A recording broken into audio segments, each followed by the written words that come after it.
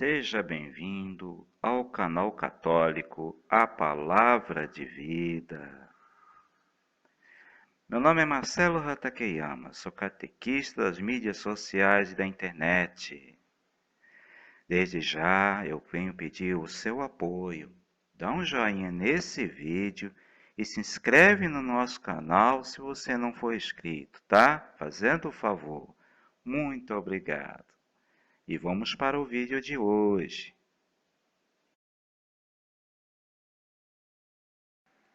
A história da Igreja Católica. A Idade Antiga. Vamos ao vídeo de hoje. O fim das perseguições. O livro do catequista Fé, Vida e Comunidade. E vamos para o último tema da Era dos Mártires. Bom dia, irmãos e irmãs, tudo bem com vocês?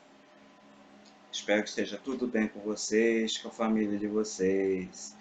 Sejam todos mais uma vez bem-vindos ao nosso amado e abençoado canal católico, A Palavra de Vida. Vocês estão gostando de assistir os vídeos da história da igreja? Se você ainda não assistiu, procura aí na playlist do nosso canal escrito assim, A História da Igreja Católica na Idade Antiga, tá?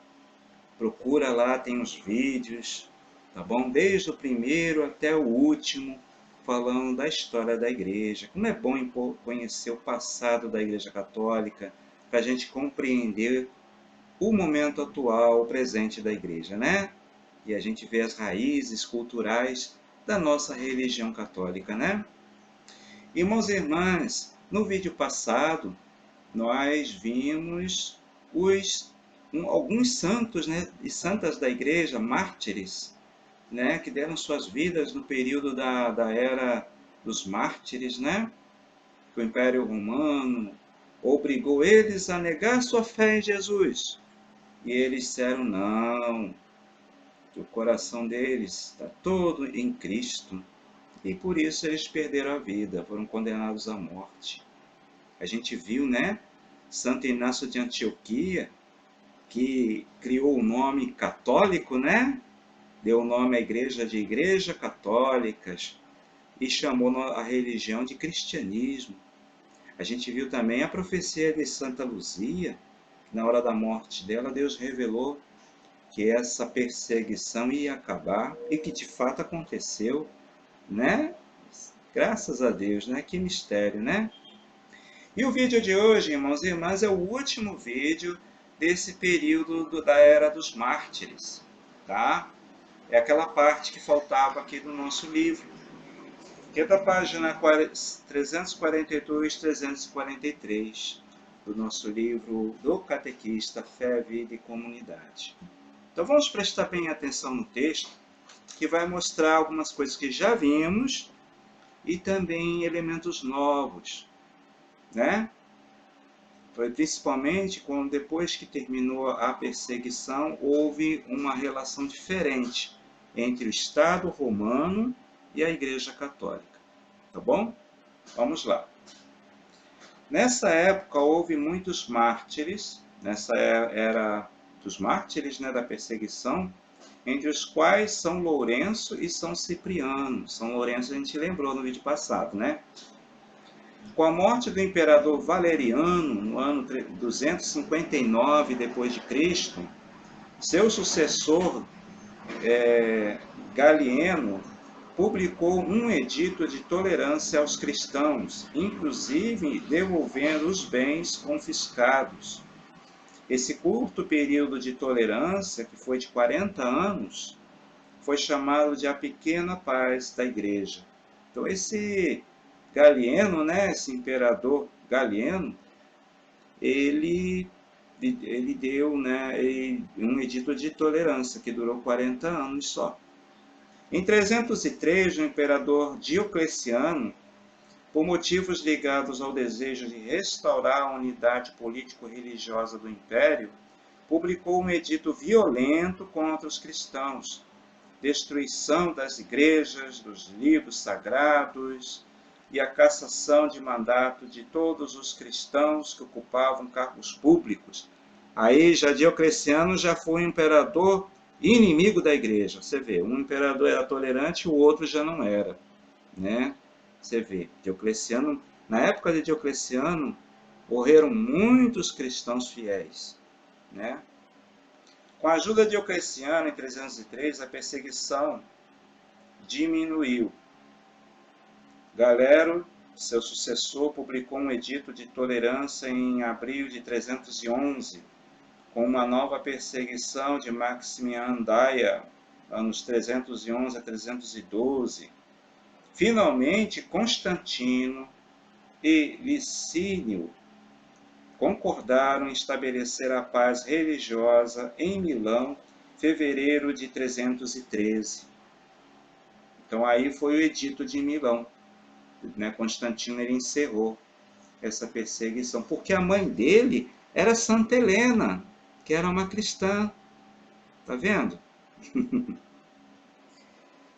Depois de 3 séculos, o Império Romano tornou-se cristão, entre aspas, né? Com o Edito de Milão, terminaram as perseguições, vindo a ocorrer o oposto da situação anterior. Ou seja, as coisas mudaram depois do Edito de Milão. A Igreja e o Estado caminham juntos, favorecendo principalmente o Estado. Roma havia passado por uma crise muito séria e abalou as bases do império. Houve uma confusão administrativa, 20 imperadores em 100 anos, e um desmoronamento financeiro e moral. Começava a decadência do império. A solução encontrada por alguns imperadores foi implantar um regime de endeusamento do imperador, transformando num deus, mas a situação do império piorava cada vez mais. Apesar dos séculos de perseguição, a igreja crescia e se fortificava. O imperador Constantino pediu ao cristianismo para rejuvenescer o império, pois a igreja se encontrava possuída de uma fantástica vitalidade juvenil. Tá vendo? O Império Romano estava em decadência, né? E aí o imperador Constantino pediu a ajuda da Igreja Católica, que o cristianismo pudesse revigorar o império, né?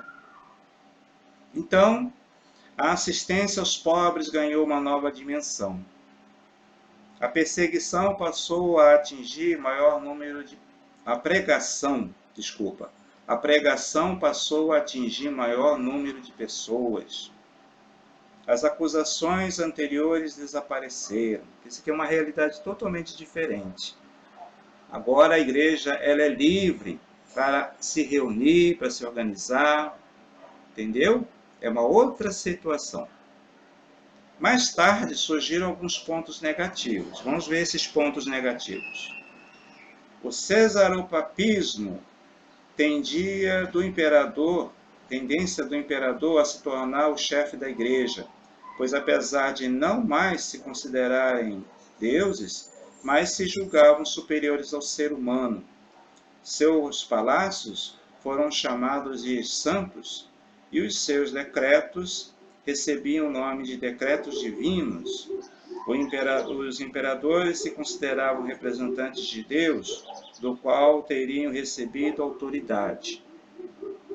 Veja bem, irmãos e irmãs, o imperador romano, por tradição, ele se considera maior do que todo mundo. E a igreja tinha que obedecer à autoridade do imperador se quisesse se manter. O acordo era esse. O Império Romano dava liberdade à igreja, mas a igreja tinha que apoiar o Estado. Então, dentro da igreja, o imperador ele era respeitado, ele era considerado um líder. Entendeu? O Papa, na época, né?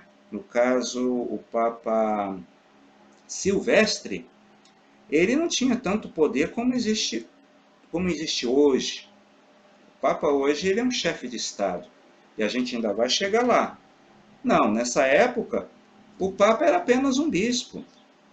Né? Em relação ao Estado, ele era apenas um cidadão romano. Mas ele não tinha poder de voz. Quem mandava era o imperador romano. Porém, nas questões religiosas, quem mandava era o Papa. Entendeu? A autoridade na sociedade é o imperador romano. Porém, quem mandava nas questões da fé era o Papa e os bispos, entendeu? É isso que a gente vai ver depois. Construíram-se templos riquíssimos, não para prestar homenagem a Deus, mas para serem frequentados pelos grandes do Estado. Porque a gente vê isso. O imperador Constantino, ele cedeu os palácios dele para se tornar as primeiras basílicas cristãs, né? E o povo que antes era só a maioria, o povo pobre que frequentava, agora a classe alta também frequenta. Então pessoas da corte também iam à missa. Aí já muda um pouco o cenário. Em vez de ser uma igreja somente de povo, de gente pobre, agora os grandes também, as classes mais altas, mais poderosas, também vão à missa. Então aí já tem um status diferente, né? Aí trazendo essa realidade lá do século III, né, para a nossa época hoje, a gente vê que hoje em dia existe isso também. Tem muitas igrejas que são de luxo, e a maioria que vai é classe média alta, classe rica, é classe de gente que tem dinheiro, chega de carrão, né? A maioria são pessoas que têm condições, então chega todo bem vestido, né? Então, mas isso começou lá naquela época, com o fim da perseguição e o imperador também apoiando a religião, então os grandes também passaram a fazer parte a frequentar a igreja também. Aí já mudou o cenário, né? Vamos ver outro tópico aqui. A igreja percebia a situação, mas não tinha coragem de enfrentar a realidade e voltar às origens das perseguições e de verdadeira liberdade. Porém, membros da igreja acreditavam que o imperador recebia o poder de Deus. Pois é, irmãos e irmãs. A gente vê aí uma espécie de a igreja, ela tinha que respeitar, né, a situação política. Se o imperador ele manda em todo mundo, então a igreja tem que obedecer. Ou isso, ou voltava à época das perseguições. E isso não dava mais para acontecer, né? Então a igreja apoia o Estado e o Estado apoia a igreja também. Entendeu? É um apoiando o outro agora. Santo Ambrósio, bispo de Milão, teve a coragem de enfrentar o imperador, recusando-lhe a entrada em sua igreja. Olha, Santo Ambrósio, exigindo arrependimento público. Olha que bispo corajoso, ó. É 2000, né? Afirmou Santo Ambrósio: o imperador deve estar entre os fiéis da igreja e não acima deles. O imperador deve estar entre os fiéis da igreja e não acima deles. Olha a coragem de Santo Ambrósio. Viu? É isso aí. E o imperador teve que baixar a cabeça para ele, né? Porque o imperador ele respeitava Santo Ambrósio. Legal. Começava uma nova fase do cristianismo e o distanciamento das autoridades da igreja do povo simples. Infelizmente isso aconteceu. Infelizmente os bispos que vieram dessa época para frente, né, para cá, eles passaram a dar mais atenção às classes mais ricas, mais poderosas. E começou assim a desprezar um pouco o povo simples, né? E a gente às vezes vê um pouquinho disso nos dias de hoje, que para você falar às vezes com um padre, Às vezes você quer falar com o bispo, você tem que agendar. Você tem que agendar, você tem que ver se você pode ser atendido, né? Então é mais difícil um pouco a gente às vezes sentar e conversar. Não são todos, né? Tem muito padre que dá atenção ao povo, né? Mas tem aqueles que para você conversar você tem que agendar, né? Pois é. Então, irmãos e irmãs, esse foi o fim da perseguição aos cristãos. O Estado romano e a Igreja Católica agora são aliados um do outro. Então, daqui para frente, no próximo vídeo, vamos começar a terceira e última fase da Idade Antiga, que é a Era dos Concílios. Tá? Obrigado a você por ter acompanhado esses vídeos desde o começo até hoje. Tá? Muito obrigado. E se você perdeu algum vídeo, procura aí no nosso canal. Tá legal? Vale a pena assistir, vale a pena a gente conhecer o passado da igreja para a gente entender o presente da igreja hoje. Tá bom? Muito obrigado pela atenção que vocês estão dando. Até o próximo vídeo, se Deus quiser. Louvado seja nosso Senhor Jesus Cristo. Para sempre seja louvado. Um abraço a todos. Muito obrigado a você que assistiu esse vídeo até o final. Se você ainda não deu o joinha nesse vídeo, por favor, dá um joinha nesse vídeo, tá? E se inscreve no nosso canal se você ainda não é inscrito. Muito obrigado. Até o próximo vídeo, gente. Louvado seja nosso Senhor Jesus Cristo. Para sempre seja louvado.